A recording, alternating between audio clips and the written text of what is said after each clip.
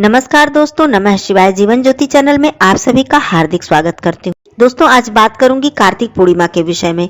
लेकिन कार्तिक पूर्णिमा को लेकर कुछ दुविधा की स्थिति इसलिए बनी हुई है कि 2 दिन कार्तिक पूर्णिमा है और कार्तिक पूर्णिमा में ही हमें स्नान दान का उद्यापन भी करना है। जिन भाई बहनों ने कार्तिक मास का नियम उठाया था, और कार्तिक पूर्णिमा के दिन ही देव दिवाली भी पड़ती है, लेकिन किस दिन पड़ेगी, 26 तारीख को या 27 तारीख को, ये भी बात क्लियर होगी। साथ में जो भी भाई बहन कार्तिक पूर्णिमा का व्रत रखते हैं, उन्हें व्रत के दिन क्या क्या करना है, और अगले दिन 27 नवंबर दिन सोमवार को उन्हें क्या क्या करना है, जो कि कार्तिक मास का अंतिम दिन है। क्योंकि यही एक आखिरी दिन बचेगा जब हम कार्तिक मास के लिए जो भी कुछ हमसे अधूरा रह गया है, जो भी कुछ हमसे नहीं हो पाया है, वो हम कर सकते हैं।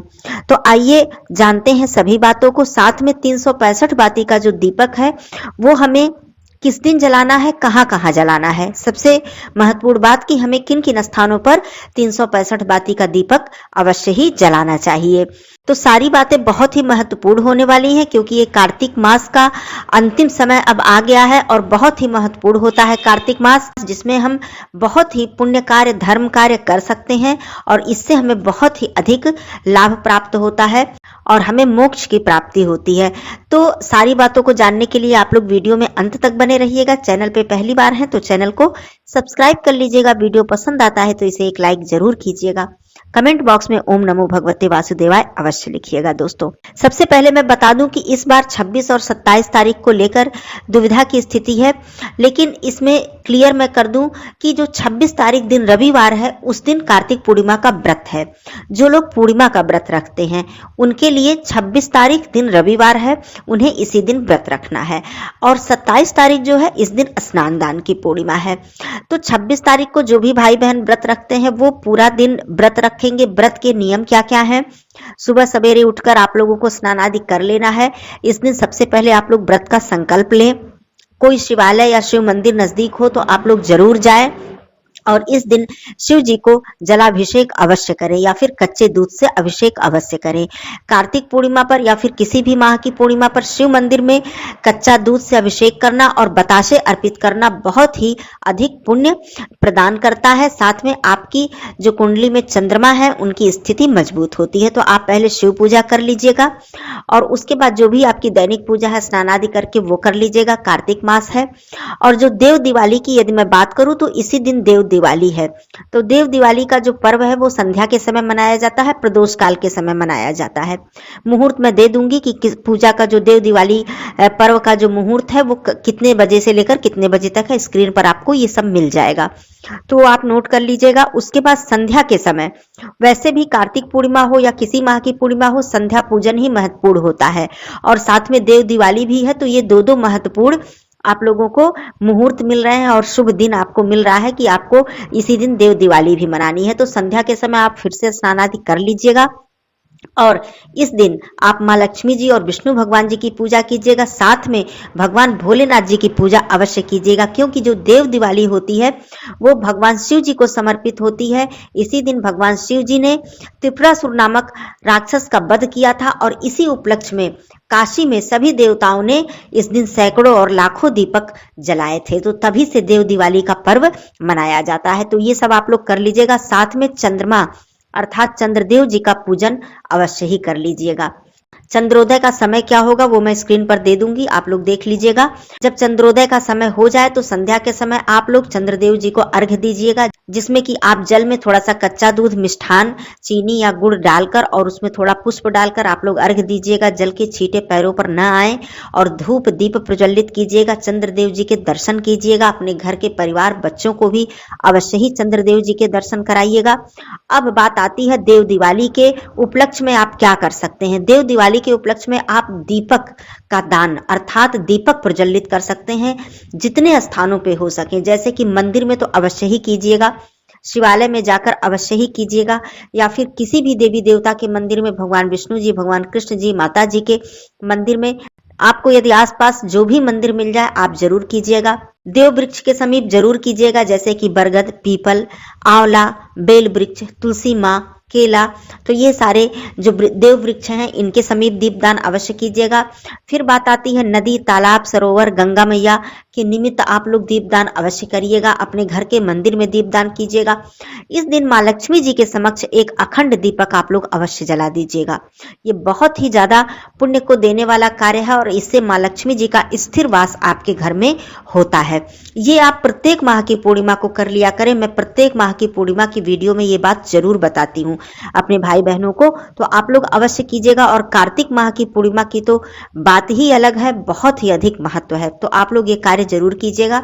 घी का दीपक जलाइए, अच्छी बात है। नहीं है घी तो आप लोग तिल के तेल का दीपक भी, एक अखंड दीपक जरूर जलाइएगा। माँ लक्ष्मी जी के मंत्रों का जप कर लीजिएगा, माँ लक्ष्मी जी का स्तोत्र का पाठ कर लीजिएगा, जो भी आपसे बन पड़े जरूर कर लीजिएगा। अब बात आती है 27 तारीख की सोमवार को आपको क्या क्या करना है। बात आती है कि स्नान दान की पूर्णिमा है, तो इस दिन स्नान दान तो करना ही करना है। ब्रह्म मुहूर्त में स्नान कर लीजिएगा आप लोग, क्योंकि कुछ भी यदि आप नहीं कर पाए हैं पूरे कार्तिक पूर्णिमा में, या फिर आपने नियम उठाया है, किया है तब भी, और नहीं कर पाए हैं तब भी ब्रह्म मुहूर्त में स्नान कर लीजिएगा। सूर्य देव जी और माँ तुलसी जी की पूजा विधि विधान से आप लोग ब्रह्म मुहूर्त में ही अवश्य कर लीजिएगा। उसके बाद बात आती है 365 बाती दीप का जो दीपक होता है वो जलाने की। तो ऐसा नहीं है कि आप केवल एक ही दिन जलाएं, ऐसा कोई नियम नहीं है। आप पूरे कार्तिक मास में किसी भी दिन जला सकते हैं, या फिर आप पूर्णिमा पर, जो कि व्रत की पूर्णिमा है, उस दिन भी आप जला सकते हैं। कार्तिक पूर्णिमा के अंतिम दिन तो जलाना ही जलाना है। तो आप 365 बाती का जो दीपक जलाएंगे वो प्रातः काल ही जलाएंगे, उसे आप संध्या के समय नहीं जलाएंगे, ये नियम है। तो प्रातः काल, क्योंकि इसी दिन आपका जो नियम है स्नान का समापन भी करना है। और जो लोग ये भीष्म पंचक व्रत उठाए हैं उनको भी इसी दिन उद्यापन और समापन करना होता है। संध्या के समय तीसरे पहर में इसका पारण करना होता है। बहुत से भाई बहन का प्रश्न आया कि ये 5 दिनों का व्रत है तो हम लोग पूर्णिमा पे कैसे उद्यापन कर सकते हैं, कैसे पारण कर सकते हैं। लेकिन एक नियम है इसका, तीसरे प्रहर के बाद, ऐसा नहीं है कि प्रातः काल ही आपको पारण कर लेना है। इसी दिन आपको समापन करके, उद्यापन करके, सारी विधि करके आपको तीसरे प्रहर मतलब 2 बजे 2:30 बजे के बाद से संध्या के समय तक आप पारण कर सकते हैं। तो आपको ये कर लेना है। उसके बाद 365 बाती के दीपक की मैं बात करूं तो आप देव वृक्ष के समीप जितना हो सके देवालय में जरूर कीजिएगा, किसी शिवालय में जरूर कीजिएगा। माता तुलसी जी के समक्ष तो आपको करना ही करना है। किसी सरोवर, नदी, गंगा मैया के तट के निकट तो आपको करना ही करना है। उसके बाद देव वृक्ष जितने हैं, आप चाहें तो 5 देव वृक्ष, 6 देव वृक्ष जितने हैं, सबके समीप आप 365 बाती का दीपक जला दें। ये केवल आपके शक्ति सामर्थ्य के ऊपर है। कहा जाता है कि आप अनंत दीपक जलाएं, आपको अनंत गुना पुण्य फल की प्राप्ति होगी। आप कितने भी 365 बाती का दीपक जलाएं, उतना ही पुण्य फल आपको प्राप्त होगा। इसकी कोई गिनती नहीं है कि आप 1 ही जलाएं, 2 ही जलाएं, 5 ही जलाएं, जितना कर सकें ये कर लीजिएगा। ये प्रातः काल ही करना है। अब बात आती है दान की। दान जरूर कीजिएगा, अपनी शक्ति सामर्थ्य जितना हो सके। कभी ये मत सोचिएगा कि ये दान कर देने से मेरे पास इस चीज की कमी हो जाएगी। दान करने से कभी कमी नहीं होती है, निरंतर वो दान बढ़ता ही रहता है, आपको कई गुना अधिक होकर आपको मिलता ही रहता है, कहीं नहीं जाने वाला है। आपको दान जो आपको करना है आप अवश्य ही कीजिएगा, ज्यादा से ज्यादा कीजिएगा, दान कर लीजिएगा। यदि आप सत्यनारायण जी की कथा का श्रवण करना चाहते हैं तो वो आपको 27 नवंबर को ही करना है। और यदि आप कर पाते हैं आयोजन अपने घर में तो बहुत ही उत्तम बात है, जरूर कर लीजिएगा। नहीं तो आप श्रवण करने का आपको सौभाग्य मिले तो आप इसका श्रवण भी कर सकते हैं किसी भी माध्यम से, चाहे मोबाइल के माध्यम से या किसी के घर में हो रहा है तो वहां भी आप कर सकते हैं। दान दक्षिणा आपने निकाल दिया, इस दिन गौ माता के लिए भोजन निकाल दीजिएगा, ब्राह्मण को भोजन करा दीजिएगा। अब जो भी भाई बहन कार्तिक मास का नियम उठाए हैं उन्हें ब्राह्मण को भोजन अवश्य कराना चाहिए। वस्त्र और पूरे अन्नदान, जितना भी दान होता है वस्त्र से लेकर अन्नदान और दक्षिणा सहित उन्हें अच्छे से विदा करना चाहिए। प्रेम से उनको दान करके, उनका चरण स्पर्श करके उनकी विदाई करनी चाहिए। साथ में हवन अपने घर में अवश्य करना चाहिए। यदि आप चाहें तो किसी ब्राह्मण, किसी पंडित जी को बुलाकर अपने घर में हवन कराएं, क्योंकि आपका इसी दिन समापन और उद्यापन भी करना है। और यदि आपने ये भीष्म पंचक का व्रत उठाया है तब भी आपको इस दिन उद्यापन और ये हवन इत्यादि का कार्य करना है। यदि मान लीजिए आप पंडित जी आपको नहीं मिल पाते हैं तो सूक्ष्म हवन आप अपने घर में अगियारी जिसे कहते हैं जरूर करें। नहीं भी आपने नियम उठाया है तब भी आप लोग इस पूर्णिमा पर अपने घर में अगियारी अवश्य कर ले। गाय के उपले जो होते हैं, कंडे होते हैं, उसे जलाकर और थोड़ा हवन सामग्री घी गुड़ इत्यादि मिलाकर आप लोग इतना ही कर लें। ये बहुत ही आसान है, आप लोग अगियारी कर लें, नहीं तो विधि विधान से हवन करा दें।